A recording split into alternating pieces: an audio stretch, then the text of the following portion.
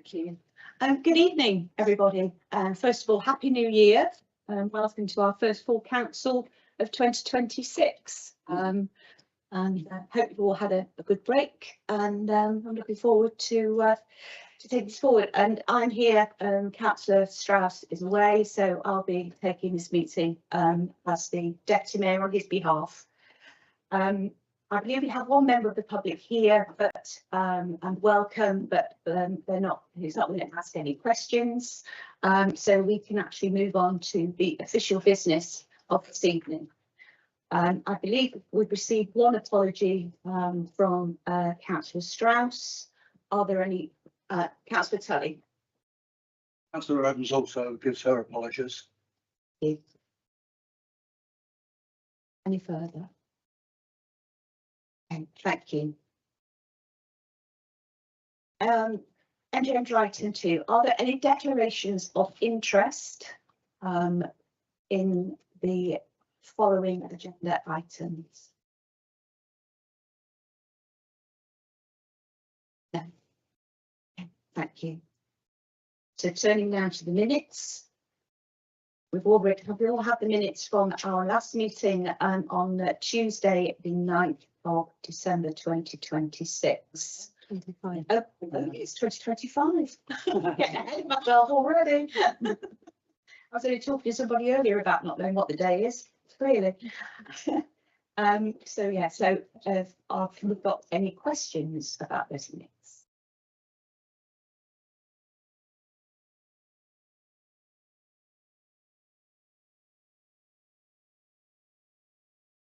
So if we are happy to approve and sign as a correct record the minutes of the previous council meeting held on the 9th of December 2025, can I have a proposer?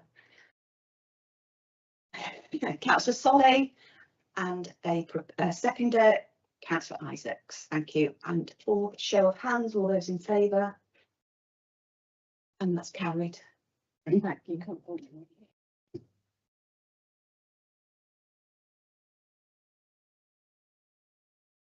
So moving now to referral of the minutes.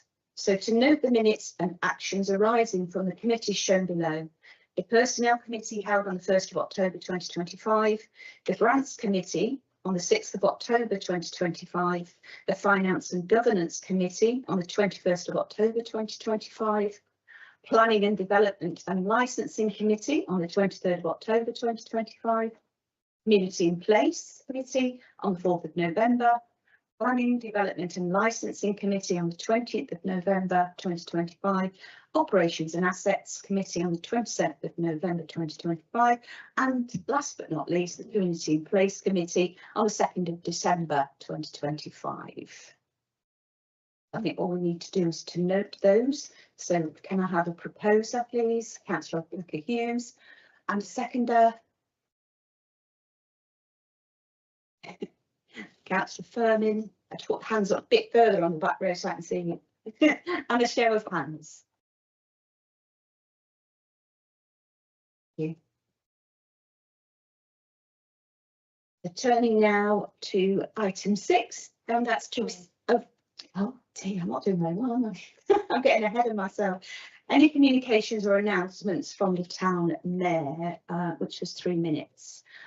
So you've all received the email that was sent round from Councillor Strauss. So I'm not going to read it, and hopefully you've read about all the exciting things that our mayor has been up to the year.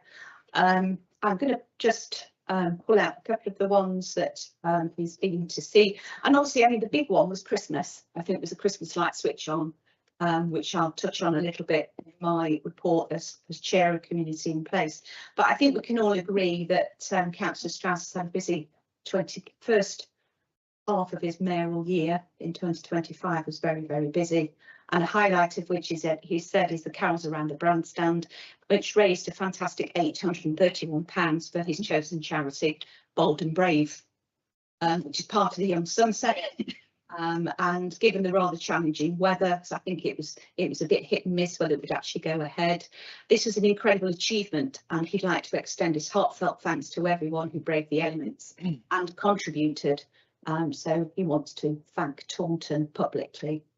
And the other thing I'm just going to mention, Councillor O'Donnell has asked me to mention about the swimathon on the 14th of February. So it's something that council members take part in, and a mayor's team has been entered called the Mayor's Town Turbos. No pressure. You saw it. You're not. Oh, yeah, that's right. I won't be turboing, but And the swimathon will be supporting three charities, which is the Taunton Women's Aid, Love Grove and Somerset Counselling Centre. And so far, the team members are Councillor Nick O'Donnell, Councillors Caroline Ellis and Councillors Frederica Smith-Roberts, and our officer team, Craig Stone, Craig Rossiter and Amy Matthews. And apparently there's a Just Giving page has been set up. So if anybody wants to sponsor the NES team, and if anybody's got any questions, just get in touch with Councillor O'Donnell after the meeting. Thank you. Moving on, this time to item 6. To receive any communications or announcements from the leader of the council, Councillor Deane.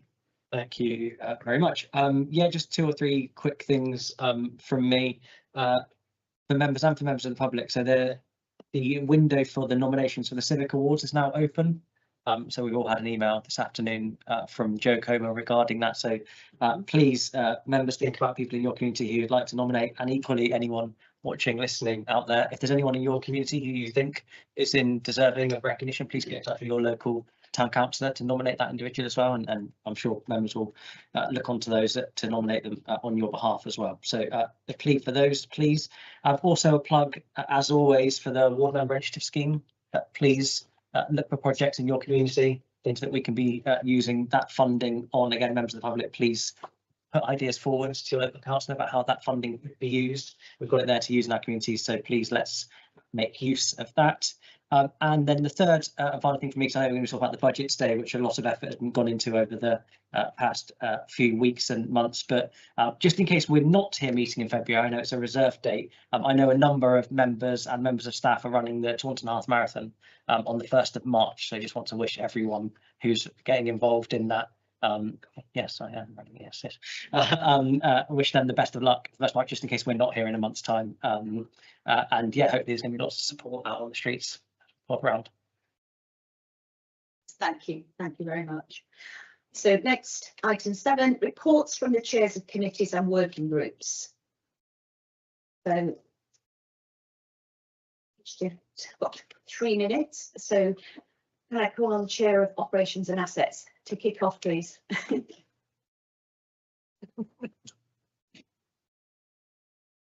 thank you, Chair. Yeah, I think things are progressing well with operations and assets. We've divided our team up into 2 strands now, which you'll see from the budget. We do have a new asset manager, isn't it, starting soon, Graham Cox. I think he starts in February. Yeah, so and we have an advert out there now for the new operations manager. We've been awarding contracts to Riverside Nurseries to supply all our seasonal flowers and looking at our planters. We've engaged with Kingfisher for our tree works. Talking of trees, there is a tree that in French Weir that needs to come down, but it will be replaced 3 for 1, in line with our policy. We are also looking at extending our green flag status to 3 other parks. And so we've been looking at that as operations assets.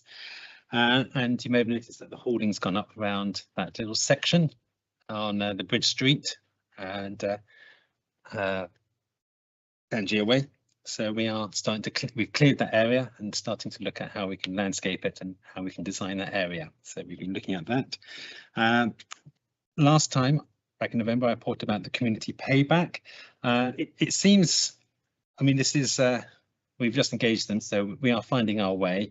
It seems that things are slightly more complex with the community payback in certain terms. So we were hoping they'd be cutting a lot of hedges. I thought they had been, because there had been a couple of rows of in my area that have been cut back, and so obviously miss credited those. We've been having some meetings with them, myself and Marcus. We've had 2 meetings with the community payback now, December and January. We're looking at some of these issues. We're looking at how we can support them, and we're looking at things how we can. We really want to pursue is trying to get hedges along our pathways cut back.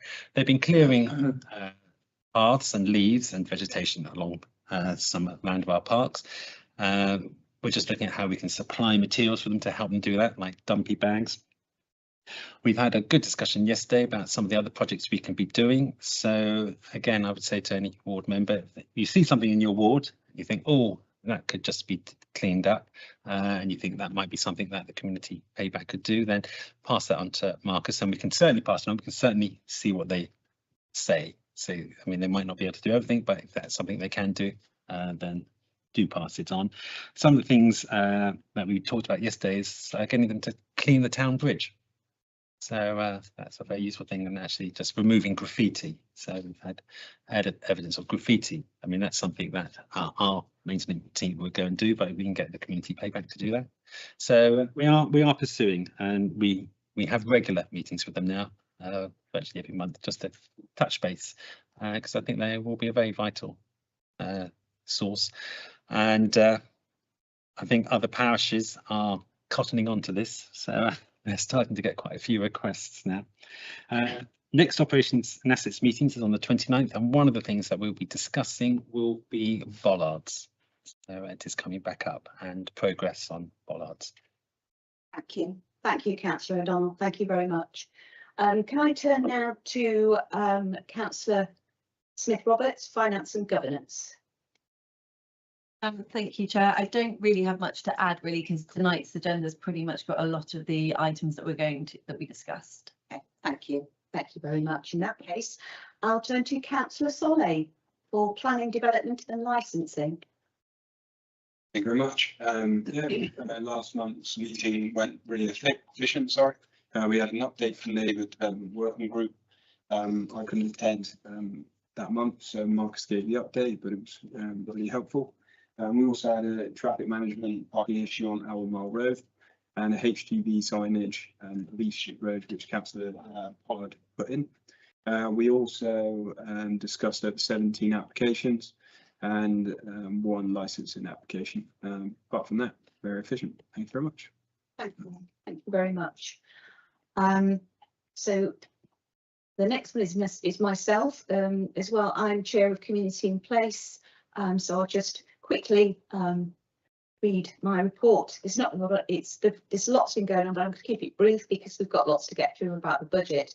So the main thing, I think, is since the last meeting before Council in December, the Community in Place team have been busy ensuring the smooth running of the Christmas offer and in our town, and that's included the Christmas light switch on and the ever popular carols around the bandstand, Christmas tree trail, and much more. And I'd just like to give my public thanks to all our officers that were included and involved in all of this, because I think it's just been a fantastic, well received event for this year, so well done.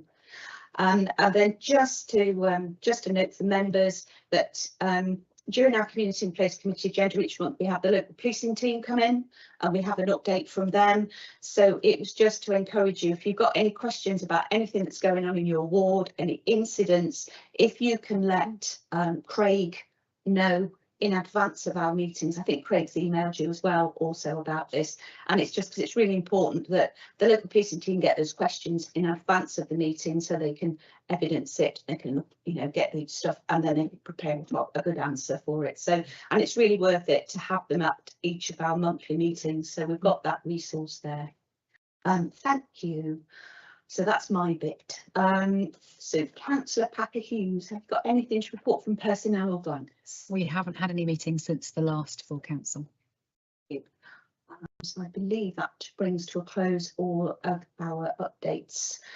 Are there any updates from our council working groups? So Arts and Culture Working Group, Councillor Ellis. We will need to have a meeting very soon to follow up on the council's agreement that we do submit, make an application to the UK Town of Culture. Well, it's not open yet, but there's a lot of background work to be done, and there's a lot of keen cultural providers. Literally everybody in Taunton who's involved in arts and culture really desperate to feed in, so that'll be soon. We've got, in terms of the climate and ecological working group, there's a meeting scheduled for the 26th of January. That's Monday evening. So if anybody hasn't had the invite to that who wants to come along, Ben Davis is doing the admin on that, so he can ping the information.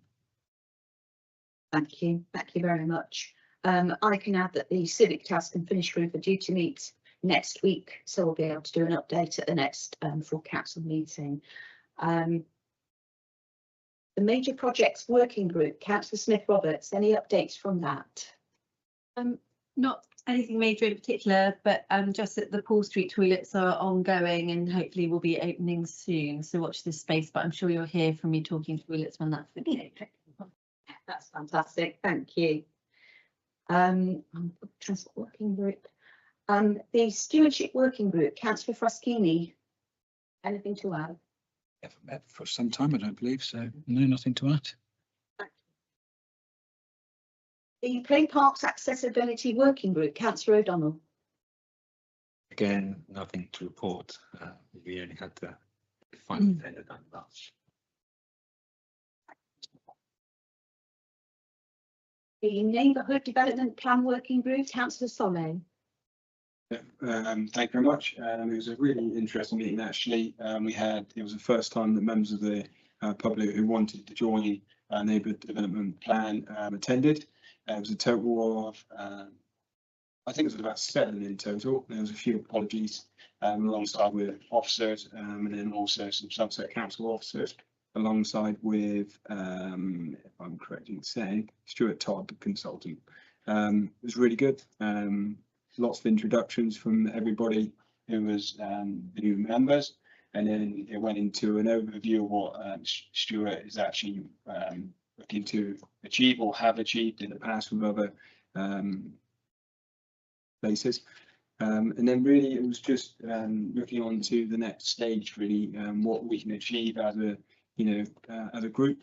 It is a slow process. It will be, but the job is massive, so it's not going to be something that's going to be done overnight. But the outcome's going to be really, really important. So I'm just going to say again, if anybody does want to attend, do let us know. Our agenda goes out, a couple, maybe a week or so before the meeting. So if you do see anything that actually takes your flavour, then let us know. But yeah, thank you very much. Thank you for that. And I think last but not least is the Young People's Working Group, which I don't think it's met recently, has it? So yeah, okay, thank you. So agenda item 8 is any reports from outside body appointees. Councillor Packer-Hughes. Thank you very much. Just to say that I went in my first official capacity as the official representative of the Town Council to the Garden Town Advisory Board meeting on Friday, having subbed a couple of times for previous members. It was the main item on the agenda was the Taunton Town Centre Master Plan, which was discussed. It was mostly a scoping exercise just to look at that before that went back to Somerset Council. And I stressed how important it was that the Town Council are really involved in this, and they have a really strong voice. I think an invite has already gone out for us to have a member on the steering group through the Town Council. And also how important it is that it does match up the work that Councillor Solé is doing with the neighbourhood plan, so that everything dovetails together and we're not working at cross purposes. So that was very stressed during the meeting. Thank you very much. Any others? No. Okay, so we'll move on to item 9 and to receive any reports or applications from Somerset councillors. And you have 5 minutes. Councillor Johnson, do you want to kick off? Yes, thank you. Apologies, I haven't been here for a while, but I had a knee replacement which kept me out of action for a while, but all good now. I represent Comitro and Troll, and I'd like to say thank you to Taunton Town Council for the speed indication devices on Compass Hill and at the top of Sherford Road. They have been very well received by the community. On the back of that, I have had some other suggestions, and I don't know whether they are on your list to put posts up, but one was for Comitro Road and one was for Sherford Road. Two members of the public have raised concerns about speeding on those roads. So I'll just leave that with you. I don't know where you're at with any more polls going up anywhere or where you're moving your devices to. But I do thank you for that work and for the fact that you're going to be contributing financially to the feasibility study on Compass Hill, where we've had a lot of concern about safe crossing for children getting to their primary schools and secondary schools from the Wilton side, Wilton Sherford side across. So thank you for your work on that. As a ward, the main concerns planning. Trull Village is under attack from developers. Lots of them want to start building on the green fields around Trull, so that's a big issue locally. Gideon has very kindly agreed to come and talk to residents, but he's very knowledgeable about government's current planning changes. So he's going to come and hopefully talk to the community about all the concerns and the risks to rural areas about the changes in the planning laws in terms of being able to have any choice where developments happen or not. We've also got obviously Orchard Grove, so lots going on there. Still waiting to hear when the park and bus will be up and running. I don't know if you've heard any more on that, but I haven't had any confirmation of when that's starting. Get asked about the green spaces there and what's happening with the parks and the green spaces. I don't know where Taunton Town Council currently are with that. But it'd be good to know who's taking them on. Obviously, with all the developments, it's who's taking on these play and green space areas now is a big concern. The more we can keep them away from management companies who don't always deliver, the better, really, in my view. The only final thing I'd say is I have spoken briefly to Marcus about Comitro Park. There's an official exit off Comitro Park onto Comitro Road, and there's an unofficial exit used by many residents with their children that has been created because they don't want to have to walk down Comitro Road because of the dangers of the speeding cars on Comitro Road. Now, Marcus said that the council weren't prepared to put leaves or mulch down to make it a safer path because it's very slippery and muddy, because then they would have to take ownership. But I did want to put in the request, could that become an official path and how would that happen? Because it is well used by residents from the Trull end to get through the park to the park with their children and to schools. But walking further down the road to the official entrance is obviously hazardous with children, prams, what have you. So again, if I can leave that with you, Marcus, and I did email you about it. I don't know if there's anyone you need to consult on whether that's even a possibility or have any comment. That would be great. Other than that, I think that's the main sort of issues. Parking, obviously, in Comitro. We've got a parking survey that Habib and I have been emailing residents about. So we're going to be collating all those results, see whether people want residential parking or, you know, the council very much don't support yellow lines because it just displaces traffic, which is what's happened by all the yellow lines and restrictions that have been put in. Councillor Ellis's patch have just shunted all the cars parking from the hospital into Comitro, unfortunately. So we're trying to avoid, you know, just shunting it around and find some policies that will address the hospital parking, which is a huge issue for residents. That's it, I think. Thank you. Thank you very much. Who would like to go next? Councillor Smith-Roberts. Just a few things from me in relation to my particular patch on Somerset Council. I have some positive news, which may seem small fry for lots of people, but the bridge goes across Blackbrook Stream that was meant to be done the week before Christmas, which is still closed, is hopefully going to reopen in the week of the 26th. It's a brand new bridge. It's a bridge that connects one part of the estate to Blackbrook School. Lots of people having to walk around, and there's just been some delays there that I've been chasing up our highways team on. Another issue that Councillor Coles and I have been out and about talking to is parking, about issues around the Hamilton Road area, and just reminding people how to report both dangerous parking and speeding. A lot of that comes from you know, bus depot and every parking along there that residents get impacted by. And I guess the final thing from a Somerset Council point of view, because it's only the 13th of January today, is that the consultation in relation to their budget is open until the 14th. So just if you haven't completed it, as members do have your say on that budget and also to any residents. Thank you. Thank you. Councillor Ellis. Thank you. Yeah, I was going to mention the budget. Yeah, consultation closes tomorrow. It's a really difficult situation that Somerset finds itself in because it's got structural problems, not just the 300 million, whatever that's been forgone when the council tax was kept, wasn't increased year on year some years ago, but it's also in terms of the local government settlement, rural areas like ours, which are very spread out, have really lost out. I know the MPs are lobbying government hard on that. But yeah, unless you want a whacking council tax rise, get on there and make some suggestions, really. So I mean, I hope it doesn't come to that, I really don't. There's also something which I think we've had information, I think Mark has put some information around, so there's I think this crosses several people's patches, the thing about East Street.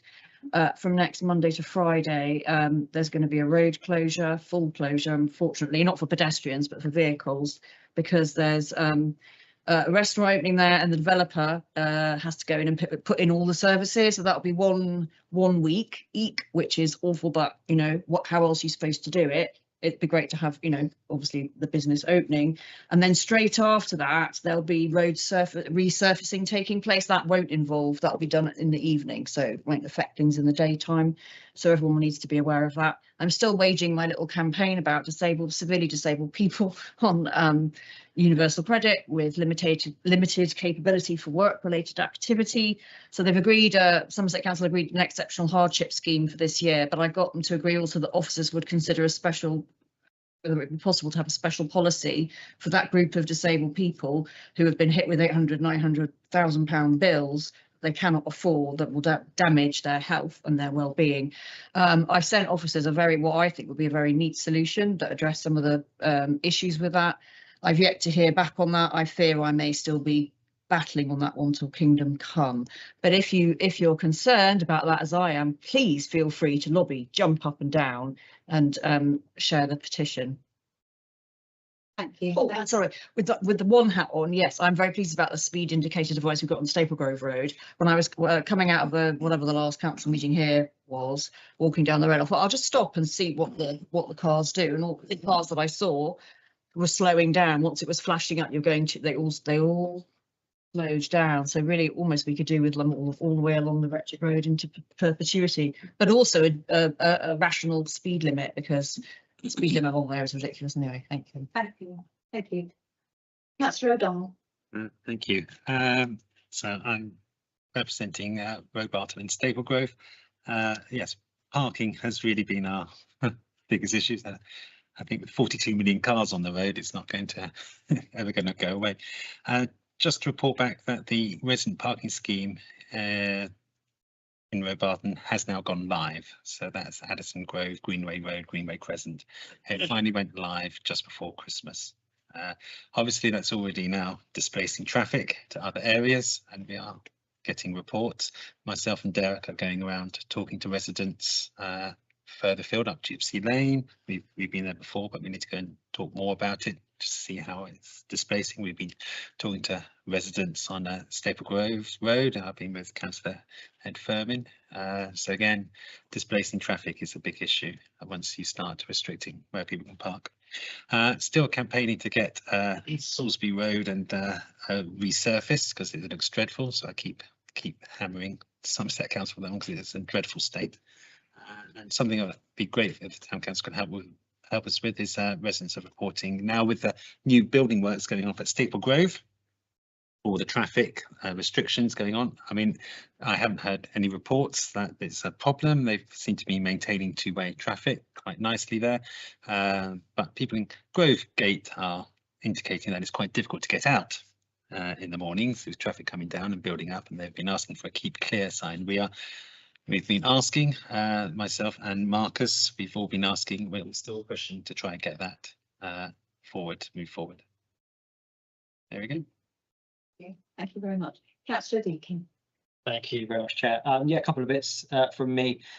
Delighted that Obridge Roundabout is getting the much needed resurface at the end of February. As that's coming up, there'll be some closures involved with that, but really pleased that that's happening. There are lots of potholes on the roads at the moment. I think we're all reporting them as much as we can, but yeah, as you see them, please report them online. The team do come out and resolve them quickly. That has been that weather again of cold, then wet, then cold, and it's just the worst for road surfaces. So please keep reporting potholes. I report any that I see when I'm out and about. Delighted to have some new lining put down in Heavytree Way in Obridge, particularly around corners of the housing estate there where people have been parking out. So thank you to the Somerset Highways team for pushing that forward. Work still ongoing, slightly out of my patch, but it impacts my walk to the pub, so I'm passionate about it. Work still ongoing with Swing Bridge. That's slightly delayed. There were problems with the infrastructure and parts not quite being available. I'm chasing for an update on estimated date of that, but it should be sorted imminently. And the final thing I wanted to mention was the Wagon. So the Wagon pub in my community, who owners Terry and Rich have done an amazing job of turning that into a real community asset. They're running a series of community first aid courses for free. So for members of the public to sign up and just learn basic skills in first aid. First one is in February. So if you're interested in that, please check out the Wagon, look at their Facebook page or get in touch with me, and happy to put you in touch with them. I'm delighted that they're offering that and supporting our community. So let's get lots of people signed up for those, please. That's it from me. Thank you very much. And I think that's all of our unitary councillors giving reports. Thank you very much. Thank you. Really good to hear about the community first aid courses. That's really useful. Thank you. So moving on to our forward plan, members to note the forward plan for it. Are there any questions from members about that forward plan?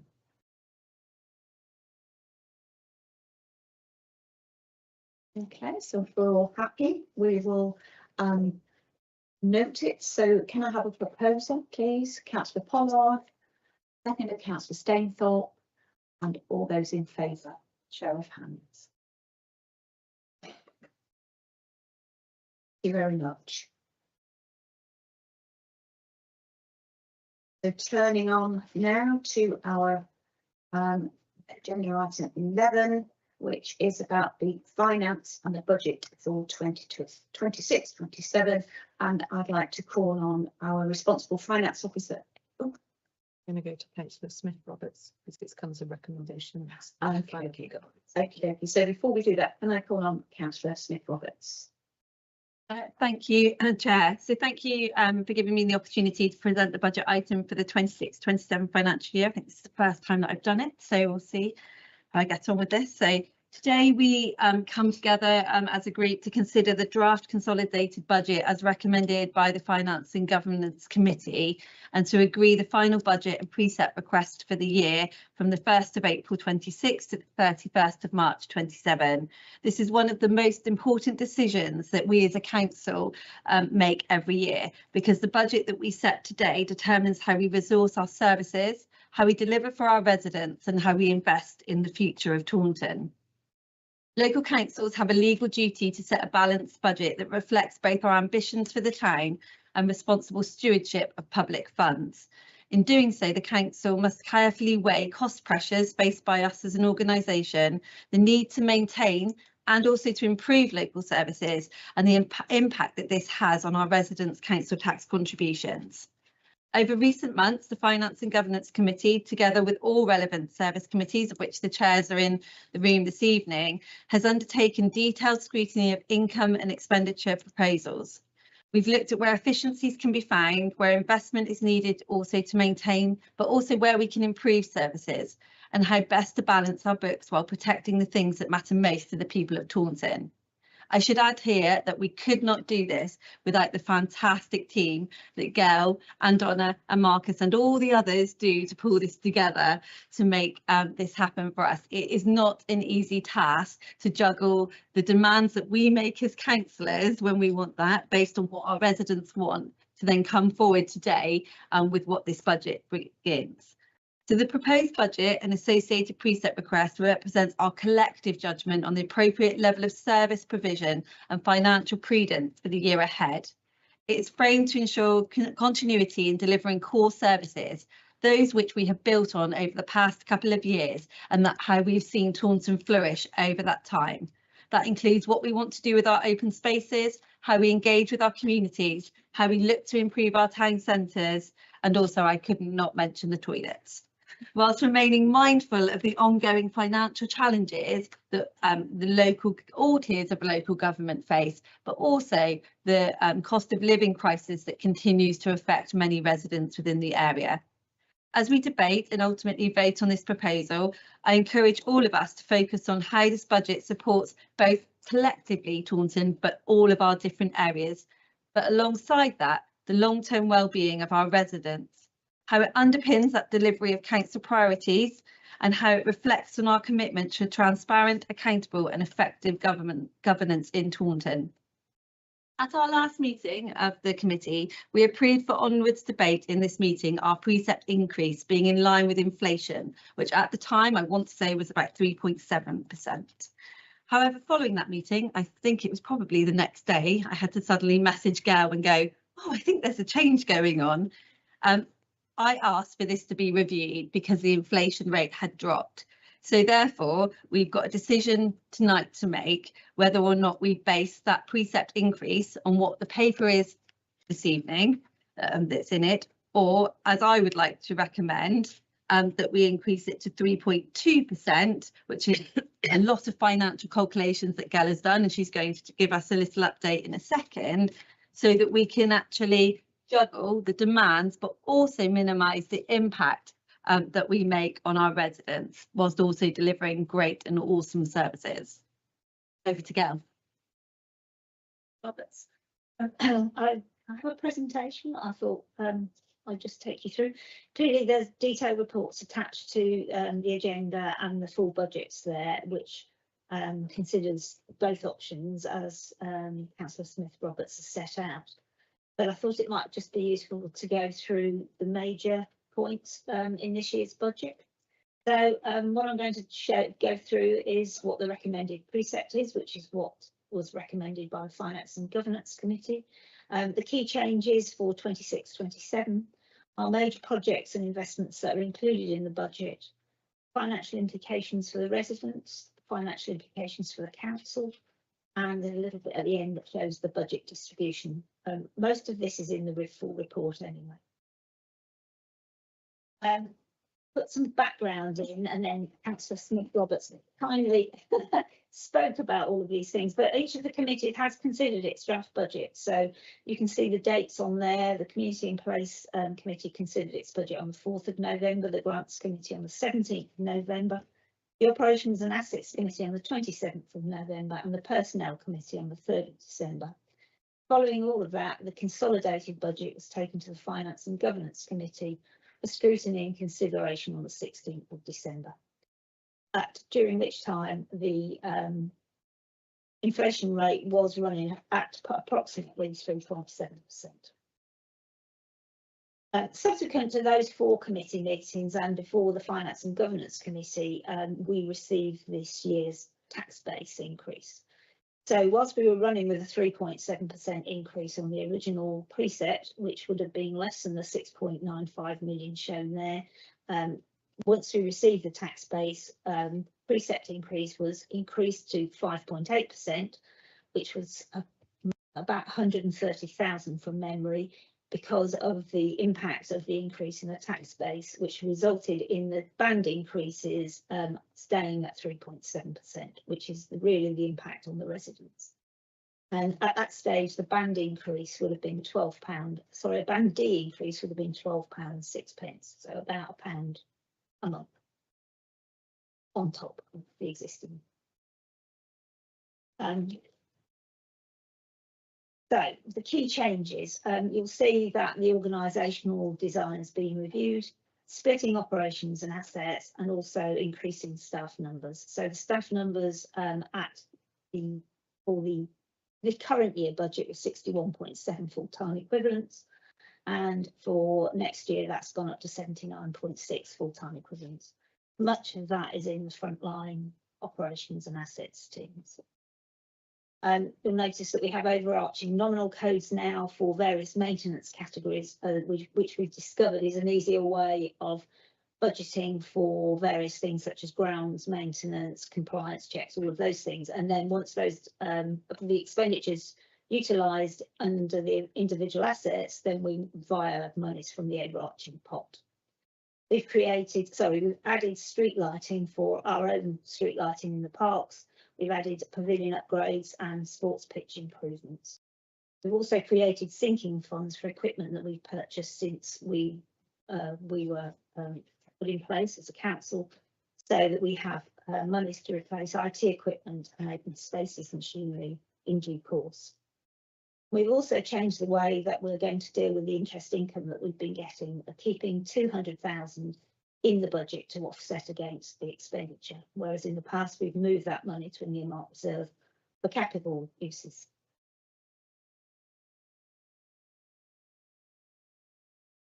And the three major projects that we budgeted for are the play park refurbishment. Currently the budget is stood up for this year, or for next year, is 310,000, and that will be added to all the earmarked reserves and the remainder of this year's budget to create approximately 950,000 towards the play park review. Transport hub fitting out the buildings 1 and 2 is in there, and there is sufficient for further toilet refurbishments for up to 1 to 2 facilities.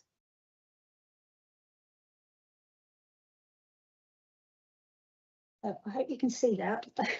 The finance, so you can see from this the number of dwellings. So the tax base has improved as the number of dwellings have gone up. So it's not been very much, but it's gone up 181 by 181 dwellings in the year, and approximately 75% of the dwellings are in bands A to C. So the standard band D calculation, most of the impact on the residents is in for a lower monetary amount.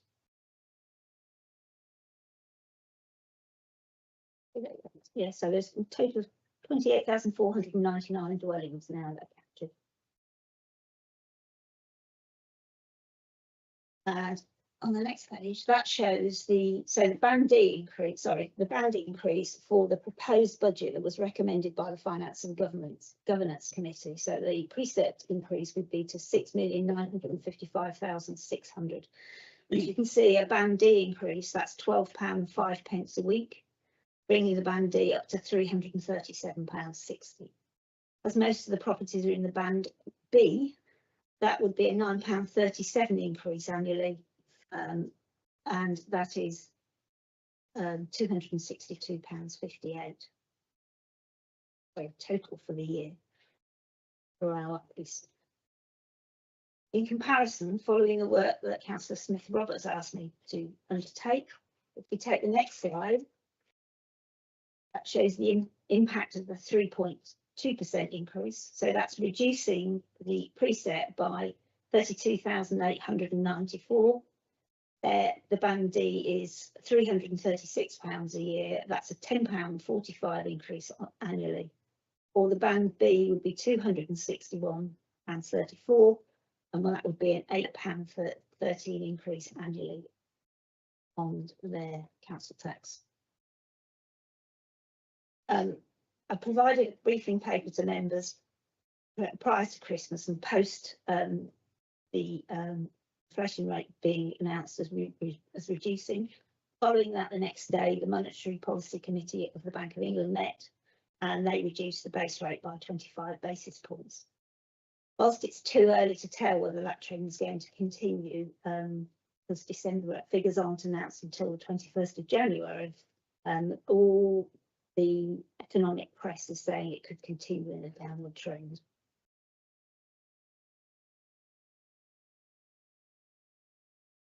And the financial implications to the council. So, as I alluded to before, the budget's been prepared on the basis of keeping the interest to set off the expenditure this year, which hadn't previously been occurred. Somerset Council are changing the way that they pay as the precept, and they are starting to pay that in 2 halves, once in April and once in September. that will have a significant impact on the investment interest that we receive. In fact, at current rates, that would reduce our investment interest by about £65,000.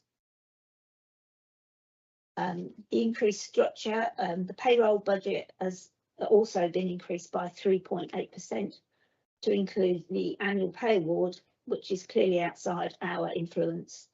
But should it rise by more than 3.8%, we have a £200,000 earmark reserve for staffing, which we could utilise to cover that, any excess. There are also two other areas where we're waiting for monies to come back. The Urban Tree Challenge Fund grant hasn't yet been received, and that's 88,000. And that was paid out of the general reserve and would have to go back into the general reserve. And we're also waiting for the settlement from my electric vehicle, which is still being negotiated. Both of those would go back into the general reserve and help to ensure that we're meeting our reserve requirements. And there's just a little bit there of the distribution. If you start from the top left-hand side with the blue box, and that takes you round the circle in a clockwise movement, and that takes you down, matches the key there as to where we're spending our money. So you can see from that the green and the light blue box in the bottom quarter is ops and assets, but well, that's been split out for this year. So you can see there's a significant portion there of the people that service our assets and deliver our frontline services. Well as that, then the dark blue one in the neck around a bit, it's 19% almost, and that's the community and case team. All of these are in the attached paper. And finally, there's just a little bit there that shows you the budget distribution for every pound we spend, what the net costs are and where they're spent. And that concludes. Are there any questions, anybody? Thank you very much. That's very comprehensive. Thank you to Gail and also Councillor Smith-Roberts. Has anybody got any questions for Gail? Councillor Ellis. Yeah, so hopefully we'll, by some mechanism, be able to agree that we're going to keep the increase in what people actually contribute in terms of the precept here in Taunton to at the inflation level 3.2, not the original level. Yes, so by some means we're going to be agreeing that tonight, hopefully. So I think that's really important. So I've talked, we've mentioned the pressures on the big council, but we have previously made big increases because we had to take on new services and everything, and we had to kind of kickstart investment in Taunton. Now we're trying to kind of stabilise it and take into account the fact that the cost of living crisis is still biting. So that'd be brilliant if we can do that, keep it, tag it to inflation. When I remember getting the letter that the Somerset sent to towns and parishes, I think it was mid-December, about this thing about paying the preset monies over in stages. But if that's going to, but it did say in this letter, if that's going to cause you any difficulties, let us know. So my question is, have we made any representations to say, actually, we're going to lose 65 grand, which would go in potentially go into investment in services for the residents of Taunton. So I don't know if they can just present it as a fait accompli, or we can actually argue back and say, no, can we have it? We'll have it in one go. Thank you very much. Because that's a significant amount of money to lose, and unless there's some burning reason why they can't, which I don't really understand, since they've done it in previous years when there's also been a financial emergency, I think it would seem to be inviting sort of comment back, as it were. So not just that this is a fait accompli, but if we've got a view that we'd rather not have it paid into instalments, which I obviously would rather we didn't, then I think we should actually make representations to them. Yes, before Somerset Council came into being, all the district councils paid the precept in 2 stages. I think when that happened, when Somerset Council started and they paid it all over in one amount, most town councils were quite surprised that was happening, because clearly Somerset Council could make money just like we do on that. So yes, we can we can make representation, but it is unusual for them to be paid in one lump at the beginning of the year. Thank you. Thanks for that clarification. Any other questions for Gail? Councillor Fernie. Yes, in terms of making a representation, could we sort of like write a letter to Somerset Council requesting that we instead have our precept in one load rather than two? I think we can, but currently we have 6.4 million on our investment account. I don't think we have an opportunity to say that we would be short of cash or it would impact our cash flow. Councillor Smith-Roberts. I know I'm a Somerset councillor while I'm sat here, but I think we all have to remember that, yes, they pay us, but they don't actually have collected all that money in if they were to pay us in one lump sum, because they collect it. I pay mine over the course of a year. I don't pay my council tax annually. So Somerset haven't garnered that money from people who need to pay them in order to pay us. So I can understand from a finance point of view, regardless of which council it is, as to why they're probably saying actually two lump sums means they've made the bulk of their collections, or they're getting there, aren't they? Even though it impacts us. From a cash flow perspective, yes, you're absolutely right. Councillor Tucker-Hughes. Could you just remind me, because I don't think I caught it, the difference in the total precept between the 3.7 and 3.2%. So what is the amount? How much less would we be precepting in total? Yes, so the total amount, if we went for 3.2, would be 6,922,706, and that's 32,894 less than if we went for the higher end. It was the 32,000. It's £32,000 less. Yeah. Thank you. That's a Deane. Thank you very much. I just want to start by saying a thank you to all of the officers, everyone who's been involved to put the budget together, all of the committees. I think this budget's had more democratic time and being discussed than any budget we've put together. So I know we've only put together 3, but of the 3, it's had by far the most time and discussion. So thank you for all of that, because I know that we've been really strict actually in building the budget, and I know Gail, you've been particularly strict with the team by saying to them that you're starting from 0 and you need to ask for what you need. Not what you necessarily want, but what you need to run your service, and justify every ask for every single pound. And I'm just really pleased that any member of the public can go and see our budget papers and see where every single pound is allocated and intended to be spent for the year ahead. I think this has been incredibly carefully considered. I, like Councillor Ellis and Councillor Smith-Roberts, are supportive of the 3.2% option in front of us this evening. I believe that's the one that we should be for. I think that wherever we can and justifiably can, we can protect the impact on our residents and their council tax. So I do support that, and I'm happy to formally propose the 3.2 option this evening. I think that's a very carefully considered option. As I say, it allows us to maintain and improve the services that I think and believe that people are appreciating in the town. So we've heard about some of them, but our open spaces, our toilets, we joke about our public toilets, but actually it's really important. And we've made huge strides in that space that I think is just starting to transform the service in the town. I think Christmas this year was an amazing offer, and just one of many events that we are now the driving force behind as a town council, and a whole host of other services that we're introducing and have introduced across the town. The bringing in-house of our services, that was a big thing that we wanted to achieve. And not only, it's quite a risky thing to do actually, to build the team from scratch and to then say, here, let's run the services, please. Not only have we been able to do that without seeing any reduction in service, I personally think we've seen a massive improvement actually by doing so, because the right accountability is in place, because we have a team who are dedicated, who are out there on the front line delivering the things that our residents want to see. So I'm really proud of the budget that's in front of us this evening. I also just take every moment I can to reflect on the fact that this is proposed alongside a clear audit report with no marks on it, which honestly I think is a huge achievement of this council and the finance team and everyone involved in that. So this budget is being put forward on solid financial foundations. It's a small, carefully considered increase for our residents, I appreciate, but I believe it's for the right reasons, and I hope that fellow members will support the 3.2% option in front of us this evening. Thank you. Thanks, councillor Deane. Any further questions before we, councillor Stainthorpe and then councillor Frascini?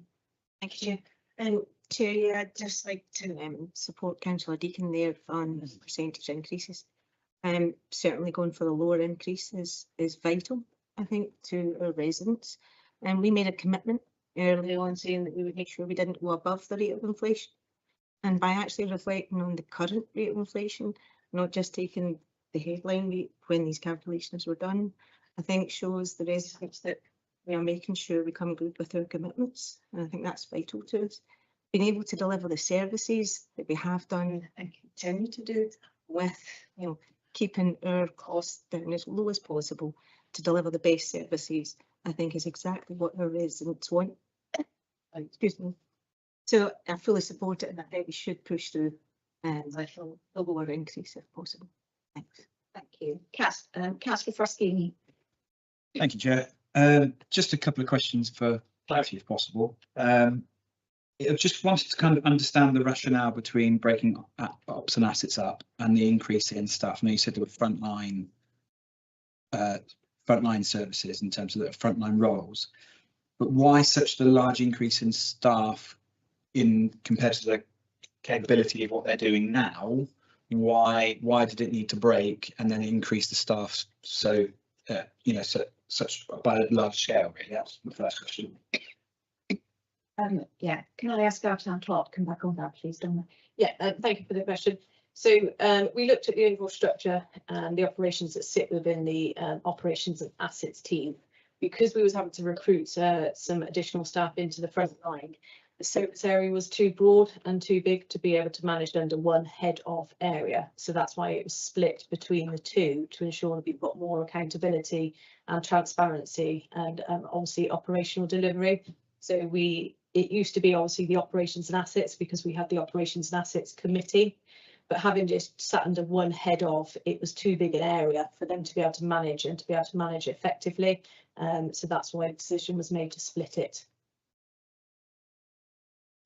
Okay, thank you. Next question, if I may. I noticed obviously about the pay award that's sort of inbound at the moment, and I noticed it says £3,000 or 10%, whichever is greater, which is obviously quite a, I mean, the people that the council preset rise will affect, they're not going to be getting anywhere near that. So I just wondered, is that a reasonable request to accept if it does go to the top end, and do we have to accept it? Yeah, yeah, please. Yeah, we're duty bound to accept it. There's nothing we can do. It's contractual agreements and it's outside of our remit. We can't change that at all. Okay, thank you. Next one, if I may. Obviously, by the way, there are some points in here that I really do support, but just a clarification on numbers, because obviously when you see lines and numbers, it can get quite confusing. So I note that we currently today spent 3.234 million. Sorry, 3.24 million. Last year we were obviously underspent and some money got transferred over to earmark reserves and I'm guessing general reserves as well. So if we are transferring money to general reserves and quite substantially, why the need to increase the council tax? Our reserves policy states that we will have 3 months expenditure in our general reserve. We're currently spending approximately £400,000 a month. So we are, and our general reserve at the end of December was about 930,000. So we're under what we really need to do for our policy. So that money will have to go back to our general reserve. Thank you. And final question, which really probably more as a statement. This is obviously our third budget. I think it's third budget. And every year I've kind of mentioned they need to be a bit more commercial. And again, there isn't really that element of commerciality within the budget. It doesn't appear that way. I would like to, as I said previously, every year, I would like to see our council starting to be very much more commercial in the fact that, and I could do one example, there was the opportunity to put an electronic digiball by the Bridge Street development that we're doing there, which could have raised about 60 grand a year. But that's obviously turned down by the committee itself, not put it forward. So I think that is the direction of travel we need to be going on without relying on residents again, because they just seem to be the first port of call where we have to raise council tax to cover this, when we're actually not doing anything internally to raise funds ourselves. And we can actually, most councils are doing it, but we seem to have a reluctance to push that forward. And I kind of think that's wrong and not fair on residents. So I'd like to, if possible, next year, the next budget, to see some element of that in here, because I don't think it's fair if we're not prepared to try and raise additional money that we can then reinvest within our services without having the need to go to the residents. Why I should support a budget that refuses to do that? I can't do that because we're refusing to give them, the residents, the possibility of either holding the council tax or even reducing it by bringing in additional revenue. So for me, I can't support it. There are some good things in there, but I can't support it just purely based on that, because it's the third year that I have wanted to see it and it's not been there. So that's for me. Thank you, Councillor Faskini. So I'm going to go to Councillor Twos and then to Councillor Deakin. Does the leader of the council want to speak first in direct response to Councillor Faskini? Is that helpful? That's absolutely fine. Councillor Deakin. Happy to, yeah, thank you very much. Councillor Faskini, I think I've said before, I absolutely agree with you. For what it's worth, I agree with you about that advertising board as well. I have to say I agree with your observations. I'm really disappointed though that you feel the need to not support the budget on that one area. I think that's a real shame. If you think there's so much good in there, it would have been, I thought, a really nice show for the town that we were together in this as a town council, doing the best for the town that we could possibly do. And I would just ask you to reconsider that, because I think it shows a real show of strength and voice from this council that we believe we're doing the right things. As you say, there are a number of good things in there, and I hope you might reconsider during the debate and join us on that, so that, you know, we're all on the same page for the sake of Taunton's residents. The offer is also still there for you to join any committees that you wish where those sorts of things are discussed. So if you wanted to join the Finance and Governance Committee, if you wanted to join the Community and Place Committee, the Operations and Assets, the offer, you're more than welcome to do so. As we look at committee places for the coming year, please do let us know, let me know if you'd like any particular committee places, and I'm sure members will be willing to accommodate that and make sure that you can sit on those committees, to make sure, because I agree with you, that that message is reminded at every moment that it can be. Councillor Deakin. Councillor Twos and then Councillor Ellis. Thank you, Chair. I'm pleased to support the amendment, or the 3.2 proposal. I'm really pleased that we've managed to get that down to that amount, and that it matches inflation. I totally wholeheartedly agree with Councillor Deakin around the fact that this budget feels like it's had a lot of scrutiny this year. Of course, you don't need to be a member of a particular committee to go. You don't have to be on Ops and Assets to go to the Ops and Assets meeting where they consider the budget, and you can make your observations there early doors on what's in each of the elements. I know we're all busy, but that potential is open. And I'm really pleased that Gail has asked the officers to be really strict on the budget lines and not just start on what was last year and etc. etc. etc. Just to put out, believe it or not, many years ago I managed to get a sports science degree, so sport is very important to me. So I'm really pleased, and so is Victoria Park. So I'm really pleased to see the additional money going into our sports pitches, into the goal post, the goal net, and sort of linked to that, the pavilions, where maybe people get changed. You know, sport it's got various benefits. It's obviously a health, fitness, enjoyment. Lots of people can go down and watch. So there's a social element. It's no longer played by, you know, middle-aged, aging men with beer bellies. We've seen a lot of young women, a lot of girls. So football is now open to lots of people. So I'm really pleased that our, you know, the elements of our parks where people come together to watch sport on a Saturday or Sunday is being invested in. And obviously, finally, there is a small amount of money that the council gets back from people hiring the pitches, which they won't do if those pitches are not maintained. Thank you, Councillor Twos. Councillor Ellis. Yeah, I think if we want commercialisation, we've got to be very, very careful. I'm a bit worried that I've had people say, well, we have to make money from our parks by sticking in things like shipping containers and doing stuff like that, which local people are just like, no, just no.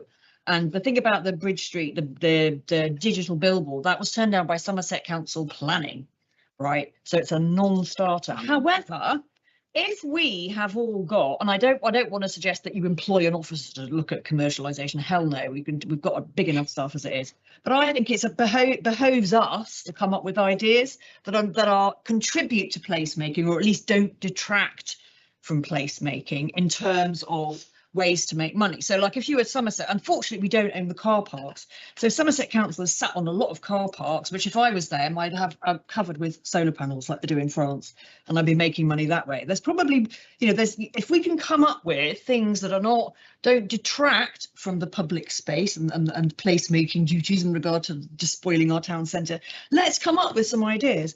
Another idea would be like a local lottery. I think SWT used to have a local lottery, but you can actually use these to put money both into your general fund, I believe, and also to raise money for good causes. So I'm like, I spend some of Gideon's money on the lottery, national lottery, every week. And I quite justify that, because lots of, you know, arts and culture and sports organisations get lottery funding.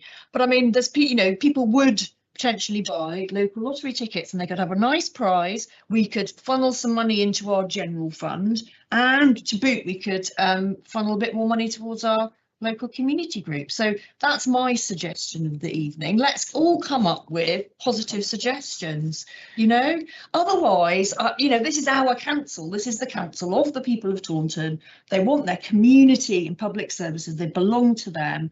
So, and I don't think what we're doing with the precept is unreasonable. All we're doing is covering the cost of inflation, which thankfully was only at 3.2% this year. But let's all come up with the ideas. Let's feed them in, and let's do some positive extra things as well.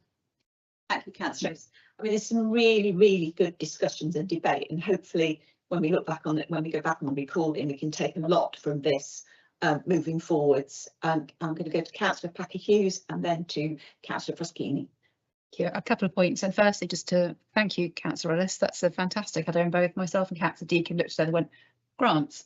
That would be a novel way to actually to fund or augment our grants offering. So thank you for that. So definitely food for thought. And speaking of grants, I just wanted to highlight the fact that we were really proud of the grants budget. Whilst the end figure does look larger than last year, actually it was a 0% increase on the grants budget this year. Any increases come from money that has just moved within budgets from other pots and has ended up under control of the grants committee. But actually it's a 0% increase this year. We intend to work smarter and make sure that money helps as many people as possible.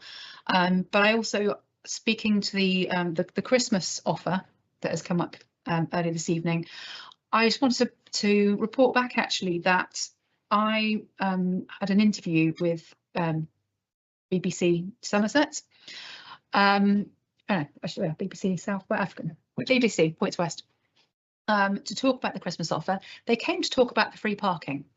That was the press release that got them down, but they said what they found was the bigger picture, and that was what was really interesting to them, and they were really keen to showcase what we were doing here in Taunton so that everyone else across the region, all the way across the southwest, all the way up to, is it Stroud, I think they go up to, that they could see what we were doing, and that people who live in those other areas could say, why isn't our town council putting on carols around the bandstand and tours around the town, and the Christmas lights offer, and the musicians and the circus skills and all the things that we put on through our various different budget pots, as well as the parking initiative.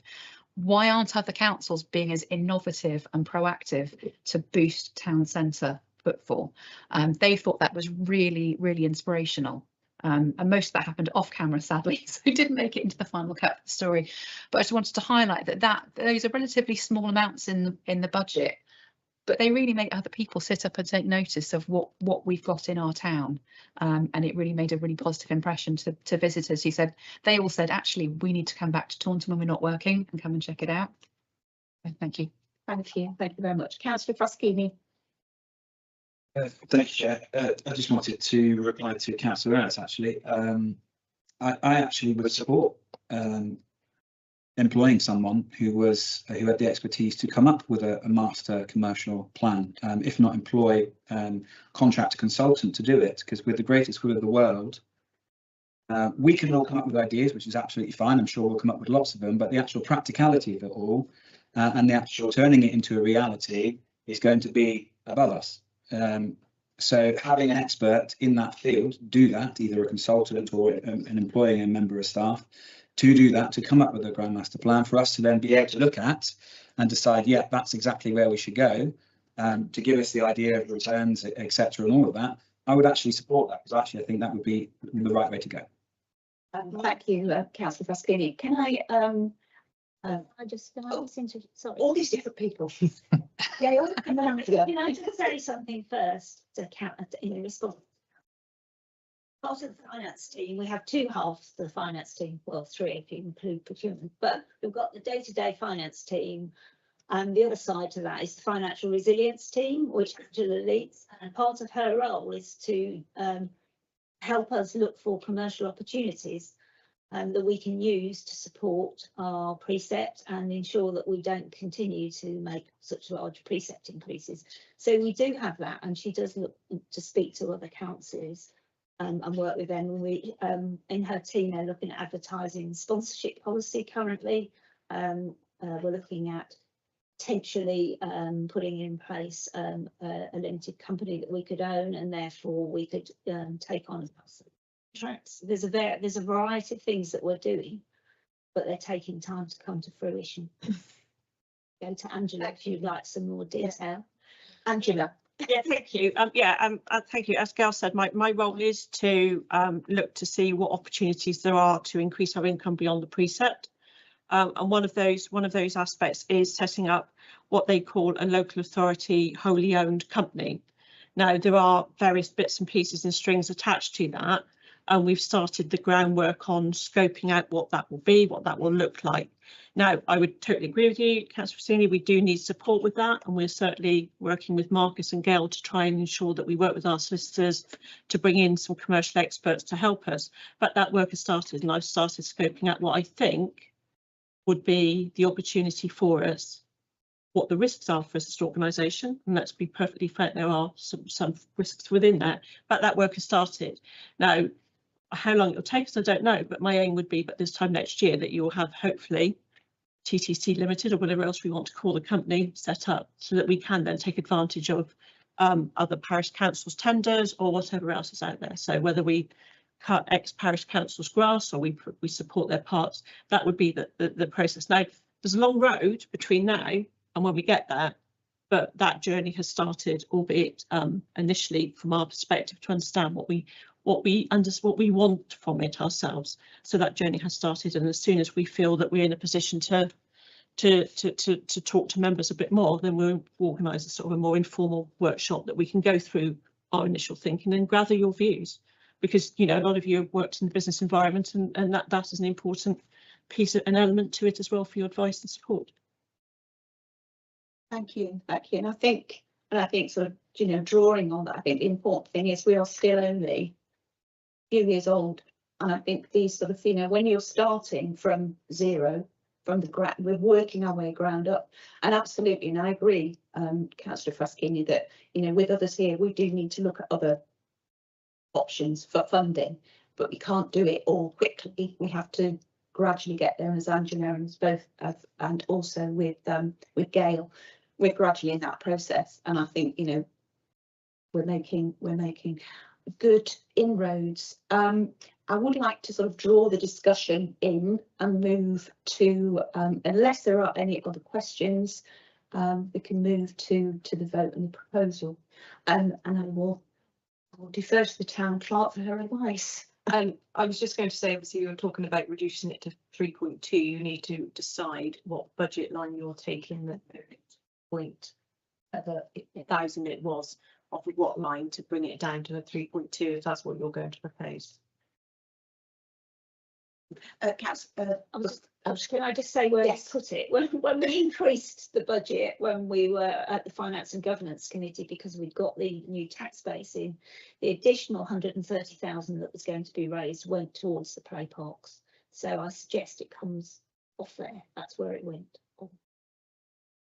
Councillor Smith-Roberts. I think even though I said I was pro it, Tom actually proposed it to go to 3.2. So I'm happy to second it as a proposal to come forward at 3.2 with the 32,000 coming out of that play park budget. No, I'm happy with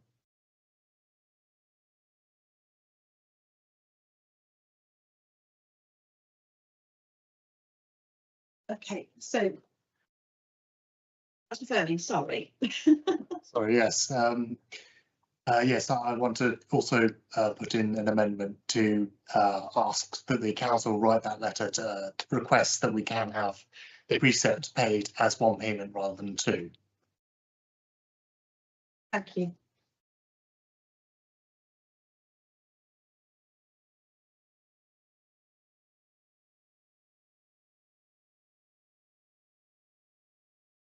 So I'm going to need the town clerk's help and assistance with this, with this recommendation. So, because we've got the two recommendations, we've got to consider the draft consolidated budget as recommended by Finance Governance and approve the final budget for financial year. So, and that would the amendment, is that where the amendment would go in? Yes, you'll have the amendment of at 3.2%, where you're reducing the play parks line budget by £32,894. £94, and a request will be made to Somerset Council to have the precept paid as one payment in April. Did you all get that? So we're being asked to consider the draft consolidated budget as recommended by Finance and Governance Committee and approve the final budget for the financial year 26-27 with the amendment that we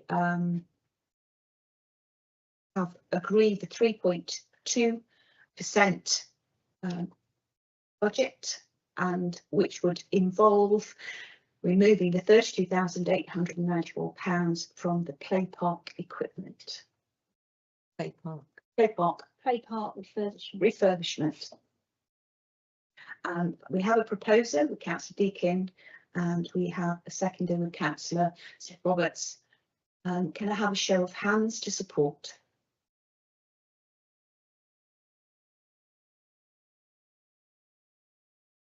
You want to ask? Oh yes, yeah. And thank you. Against. Any votes against? Councillor Fraschini. Any abstentions? It's a start of debate, so I don't think I'm allowed, am I? It's carried. Thank you very much, everybody. Thank you. And the second part of it is to consider the precept request to submit to Somerset Council and based on the adopted budget for the same financial year to the amount of £6,922,706. Can I have a proposer, please? Councillor Isaacs, a seconder, Councillor Smith-Roberts. A show of hands. And those against? Councillor Fraschini. Any abstentions? Votes carried. So we have the unusual. The next part is the precept, which we have to vote on separately. And that's where we can. That's what we just did. No, so the separate bit on the agenda. Oh. So on the agenda, on agenda item 12. I think it's that. That's it. It's. I think it's that uniqueness, isn't it? About from a parish's town council, you have to have it separately. So it's almost exactly the same thing again. So to. Councillor Stainthorpe with her hand up. Councillor Stainthorpe. At the back. Thank you. Just a quick question on the reduction of the 32,000 from parks. If there's a need for what to be done in the parks in the coming year, is it possible that we can use some of the WIMS money in those situations for the local parks? Would that be acceptable? So that anything that we've got planned, we can still potentially go ahead with? Yeah. Yeah. Yes, we can. Thank you.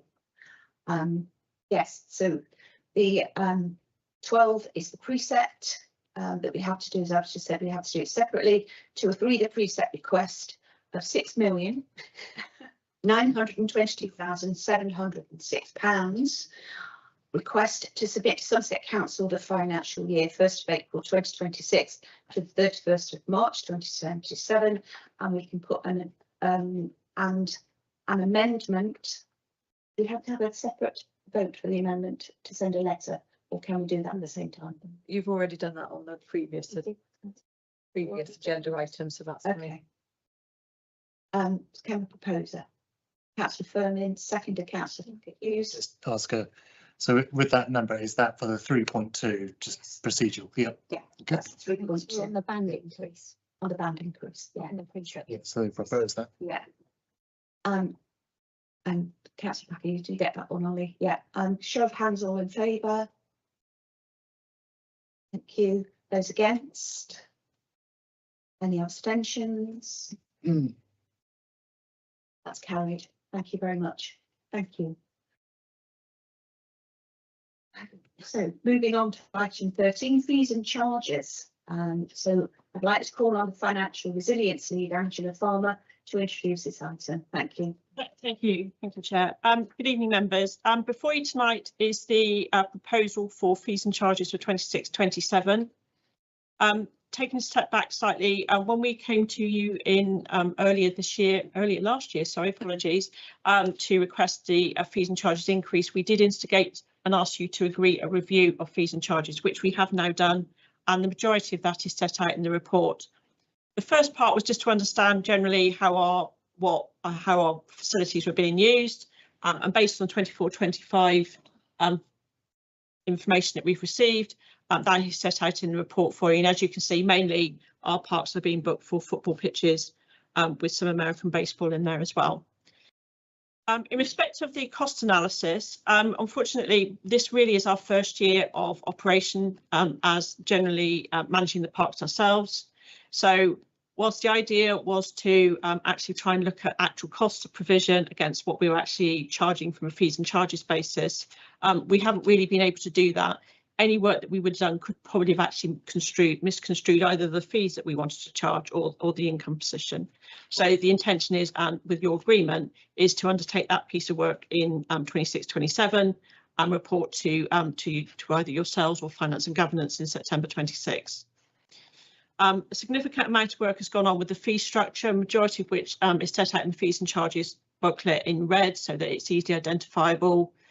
Just a couple of highlights in the sense of obviously, as members will know from prior reports, we will be introducing a permit scheme for street traders. That should be done later on in the year. To avoid any confusion, then we have brought together the permit fee and the admin fee into a collective consent fee. So that then takes away any ambiguity around that once we do introduce that. The discretion remains regarding charging a fee remains in place as it was for 25-26, but I will update you on that in a little bit. And we also identified a couple of new bits and pieces and some new entries. So, for example, we've added some to the events. We've added some small event. So people who want a birthday party or something like that, we've now got that provision within there. In respect to communications, the intention is to try and make best use of seasons. So obviously, if we talk about spring, summer, we're looking at, what you can do in our parks. If we talk about winter, again, what we can do in our parks in respect to football and other sports. The other issue that I would just like to and some more specific is hot air balloons. It was a new fee that we introduced last year. We've had one hot air balloon from Greenway, but the pilot did ask us to review the fees, and working together with Bristol and Bath, who have far more balloon launches than we do, we have established in actual fact our fees are a little high. So I am asking tonight for an agreement to reduce our fees to a one-off fee of £275 a year. That will allow him to launch probably the majority, so not Greenway, sorry, Greenway or Hamilton, probably Hamilton, and any number of times. Some of it is very much weather weather. It is. That's the word. So yeah, so that would be hopefully acceptable, your good selves. Just finally, obviously, when we presented this to Finance and Governance, there were a couple of amendments that they wished to make, and that was moving Staple Grove Rec and Greenway from neighbourhood parks to local parks. That does go slightly outside the accessibility review definitions, but that was accepted. And we've just put a little bit of text in respect of the miscellaneous section.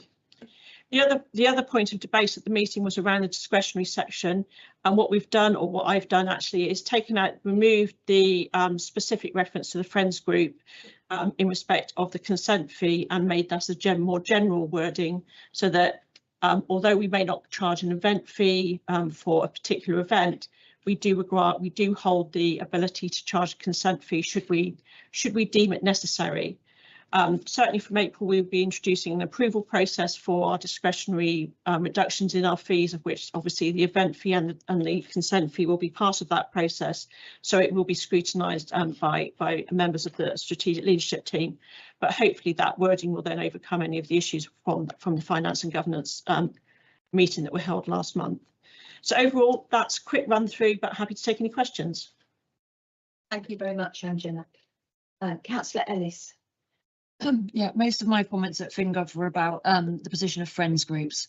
And I'm not happy with the position at the moment. It's just I couldn't explain this to them. It doesn't make any sense. It's too sort of hedgy. Oh, well, you might be able to get a discretionary this. Oh, well, you may be let off a consent fee. It sends completely the wrong message to friends groups who spend so much of their time, give up so much of their time to look after our parks. They are a very special group of people who work extremely hard. They can be called out in the middle of the night, as they were on New Year's Eve when there was a fire in French Weir, which I think was set deliberately, post an unlawful fireworks display. They were the first people on the ground. They were the people who made sure that the trees didn't burn down, that it didn't spread to Coach. They were the people who summoned the fire brigade. They were the people who let the fire brigade into French Weir Park because they didn't have keys for the bollards. They were the people who, when the fire still wasn't out, when the fire service had left, got buckets out of water out of the river and they put the fire out. That's just one example. I could give loads more. They are a very special contingent of people. Now, the old policy simply said that friends of groups who volunteer to look after their local park are exempt from the charges and rates. And if we want to encourage friends groups and if we want to show them that their work is valued, I would strongly urge that we maintain that position. They are very well aware of the need to do all the relevant risk assessments, have public liability insurance and do all of that stuff. And indeed, the established ones are very, very used to that. They're very, very good at doing all that event planning, but I don't think they will understand why you're going to want 110 quid off them for an officer to just look over their documents. I just think you've just got to think a bit about stakeholder management here. The people who give up so much of their time litter picking, saving lives in many cases in our parks. Let's give them a bit of special consideration and let's put it back to the way it was supposed to be.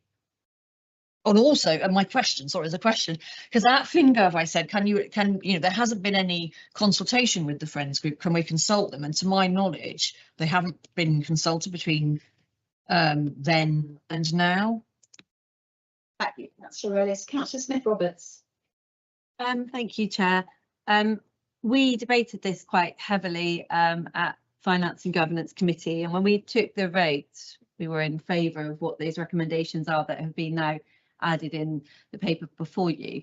And whilst Caro has articulated from her point of view, and we can understand it from those point of views, I think our job as a council is also around looking at what potentially the workload is for our officers. And that's not saying that we can't make discretion at them not charging this allowance, but by putting it in our fees and charges, it gives us the ability to do so should the workload from certain events, when you need special things that you need, aren't you, where you risk assessments, but also when you need to involve multi-agency groups to check if it is a big event that's taking place, because the risk to the members of the public ultimately fall on us in a lot of cases, because we are the owners of that land. So for me, it gives us the ability to have discretion by putting it in and then using the expertise of our officers to use their discretion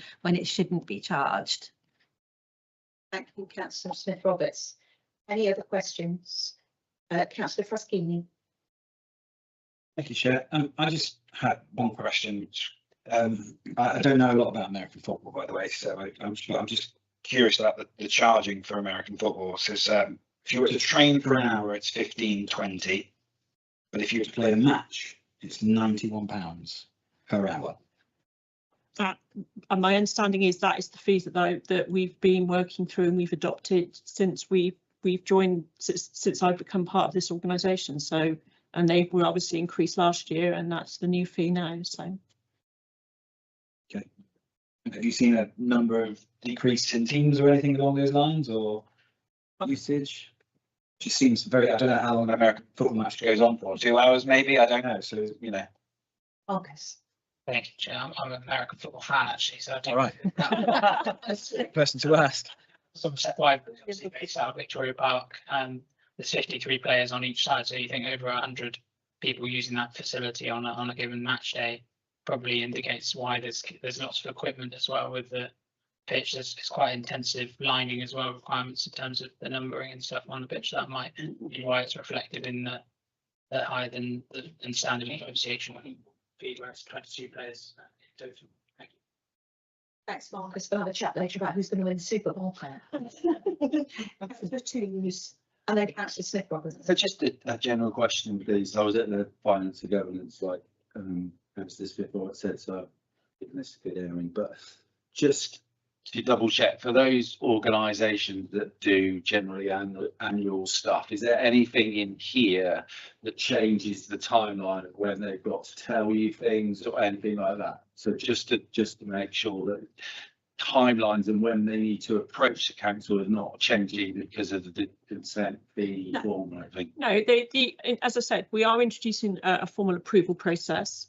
One of the things, unfortunately, my apologies, members, I didn't actually mention was the fact that we are going to be reporting, be more transparent to report our fees and charges, what we're raising through fees and charges to finance and governance, part of our financial quarterly report. And part of that will be the reporting discretion, but no, it will be if somebody gets in ask for a discretionary reduction in an event fee or consent fee, then that will be through an approval process to one of the two senior members of management team. And I would imagine within a couple of days we'll have an answer, or if not 24 hours, we'll have an answer. So it won't affect it, but it will give us a much more of an audible trail. Thank you. Councillor Smith Robertson and Councillor Ennis. I just wanted to come in relation to something that Giuseppe mentioned, because we were at a meeting last night in a local sports group. I think they said that when they wanted to hire a private school facility, it was £100 an hour to use their pitch. So it's just something to bear in mind that actually £91 doesn't seem that much, you know, when considering those kinds of costs. So I do think that we need to bear in mind what the current kind of competition is, really. Thank you. Thank you, Councillor Ellis, and then Councillor Fraschini. Yeah, no, my thing, I just wanted to answer the question, why didn't we consult the friends groups? I think with this paper could A, have benefited from being tied in with the events policy, because we may find things don't kind of like line up later down the line. And B, I almost said this about the budget, actually. I mean, at least Somerset Council consult on theirs as well. I think we should consult on stuff like this. And then because you get actually the views from other residents and other community groups, and you can feed that in. I'm just very worried that we're going to do something. Well, maybe nobody else cares. Maybe nobody else cares. Maybe it's just me. If it is just me on the thing about the friends groups, I want it noted that if we're in the voting, because you don't often note this, you just say, oh, they passed the policy, and you don't say that somebody voted against it. I would request that it be in the minutes, if in a minute, that I will vote against it and why. Yeah, thank you. Ollie's noted that. Thank you, Councillor Ellis. Councillor Fraschini. It was just in reply to Councillor Smith Roberts' point about pitch hires. So just to give you some sort of, because obviously I run two teams. The one at Heathfield, Mountain Wood, whatever it's called now, is a private pitch, which was developed by private money, nothing to do with the school. They charge £90 for a match. Council charge 65 because that money came from the Football Foundation, so they have a cap where they can go. So just to give you some historical context as well, with fees with what Somerset West and Taunton Deane councils used to charge. At one point, they were charging £61–65 for a council pitch, which in my opinion was far too high and led to the complete obliteration of Saturday and Sunday league football because of the quality of standard what you're getting charged for pitches we own compared to playing on a 4G pitch, and your price is the same. Where are people going to go? So, and I also support the fees and charges thing. There is only going to be a limit at some point before you start affecting, one, you can't compete with a 4G pitch, and two, before you start affecting your own custom, because it will just drop off. Come on, sorry. Of course, Thank you. Firstly, come back to Councillor Ellis. Councillor Ellis, my apologies. I think we did agree to do a consultation. I think that just got lost in the melee of Christmas and one thing. My apologies. I will write to them when I'm in the office tomorrow. So my apologies for that, and I will own that one completely. In respect to Councillor Frassini's comment, I would agree. I think there is a plateau in which above which you can't charge, or it becomes unfeasible to charge a fee. I think the problem is that a lot of the fees that we've got within our current structure are very much adopted from Somerset Council, or the fees that we charge Somerset West Council, Somerset West and Taunton, Somerset Council, whatever you want to call it. So there are historic charges. So we do need to undertake that income review to understand what it's costing us to provide these things, and therefore whether or not what we're actually charging is maybe too much, maybe not enough, and actually try and find that plateau level that is comfortable for us as a town council to charge, but doesn't become, as you would say, well, I'm not going to pay that. That's just, I'm not going to and walk away. So hopefully we can come to that happy equilibrium over the next sort of 4, 5, 6 months or so as we do that piece of work, and then we'll report back in September. Thank you, Angela. Thank you, and thank you for the discussions. And I think it's just worth to note that, as Angela said, she will write to the friends groups after this meeting. But I think moving forward, if when we look at this again next year, then obviously we can have these things in place about those consultations before we look at it for next year. So it's again, it's moving forwards with that. We can look at it and note it for next year. If members are happy, we will look at the recommendations for this. Are we happy that I'll take the six recommendations on block? So we're being asked to agree the expanded fees and charges document on changes made within the document, to agree the revised wording under the discretionary section of the guidance document, to agree that fees and charges are increased by 5% for 26-27 on the basis that the costs are reviewed in 2026 based on 25-26 costs, to agree the revised charges for the hot air balloon launches, which we agreed as £275, and to agree that charges and fees income will be reported to Finance and Governance from July 2026 as part of the quarterly financial resilience report, and to agree a report will come to Finance and Governance in September 2026, setting out the fee position following a review of the costs of provision. Can I have a proposer, please? Councillor Stainthorpe, and a seconder. Councillor Packer Hughes, and show of hands in support. Thank you. Those against? Councillor Ellis, thank you. Any abstentions? And the vote's carried with a note about with Councillor Ellis. Thanks, Sonia. Thank you. So moving on to, which I believe is our last item on the agenda, and before we do that we have to move into a confidential session, and before that I need to read this out, which is: during discussion of the following item, agenda item 15, it may be necessary to pass the following resolution to exclude the press and public, having reflected on the presumption in favour of openness. This decision may be required because consideration of this matter in public may disclose information or within one of the descriptions of accept information in Schedule 12A to the Local Government Act 1972. The committee will need to decide whether, in all circumstances of the case, the public interest in maintaining the exception outweighs the public interest in disclosing the information. The recommendation is that under section 100A4 of the Local Government Act 1972, the public be excluded from the items of business, agenda item 15, on the grounds that it involves the likely disclosure of exempt information as defined in paragraph 3, respectively of part 1 of schedule 12A of the Act. Namely, information relating to the financial or business affairs of any particular person, including the authority holding that information. Phew. Can I have a proposer, please? Councillor Ferlin and a seconder. Councillor Pollard, all those in favour? Thank you. Any against? Any abstentions?